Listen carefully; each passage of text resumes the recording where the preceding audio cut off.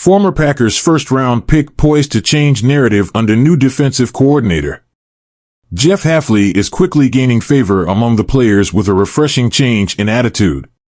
When the Green Bay Packers parted ways with defensive coordinator Joe Barry, fans were thrilled. Despite having a roster full of talented players, Barry's defense remained disappointingly mediocre throughout his 3-year tenure. Talented players recognize their own abilities and are aware when issues stem from coaching rather than their own performance. While no Packers defender has openly criticized Barry, unlike some Miami players with their coaches, their comments subtly reflect a positive shift with Jeff Hafley taking over as the new defensive coordinator. Hafley is injecting new energy into the Packers defense. Throughout NFL history, player-coach relationships have been hit or miss. Some, like Terrell Owens and Steve Mariucci, managed to find a way to work together, while others, like Josh McDaniels and the entire Raiders organization, implode spectacularly.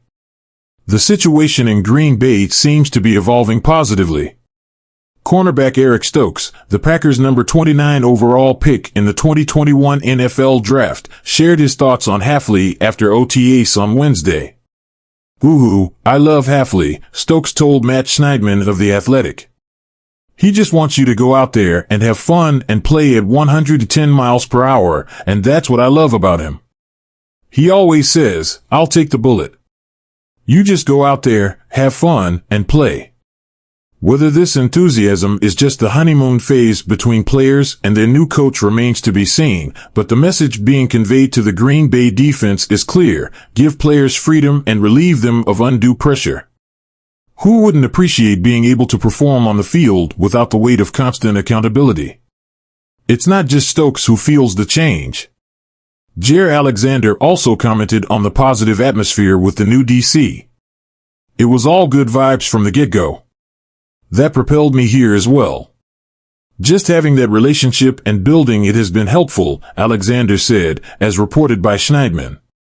Alexander's comments, though more subtle, hint at dissatisfaction with the previous defensive regime. Whenever players draw comparisons between current and past leadership, it's possible to infer their true feelings. In this case, it seems Hafley is off to a strong start with the defense. For Packers fans, this marks the second consecutive year where significant change has brought renewed optimism. Fixing the cornerback room was a clear priority for the Pittsburgh Steelers this offseason, addressing a secondary that suffered from injuries and underperformance throughout the 2023 season. General Manager Omar Khan has made moves to prevent a repeat scenario in 2024. Patrick Peterson and Levi Wallace are no longer with the team, and second-round rookie Joey Porter Jr. is poised to be a cornerstone at the position. Newcomer Dante Jackson joined the team in the trade for Deontay Johnson, and the club has high hopes for Darius Rush. However, depth remains a concern. Should any of these key players get injured, the Steelers would be left relying on Corey Trice Jr. or sixth-round rookie Ryan Watts, which isn't ideal. This situation opens the door for a potential trade with the Green Bay Packers. The Packers decided not to exercise the fifth-year option on 2021 first-round pick Eric Stokes this offseason. Initially drafted 29th overall out of Georgia with great expectations, Stokes showed promise as a rookie but has struggled with injuries, playing only 587 snaps over the past 2 seasons.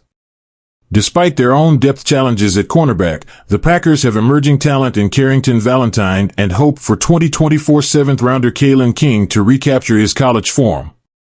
Alongside Alexander, Keyshawn Nixon, and Corey Ballantyne, the Packers might consider trading Stokes to recoup some draft capital rather than risking losing him for nothing as a free agent next offseason.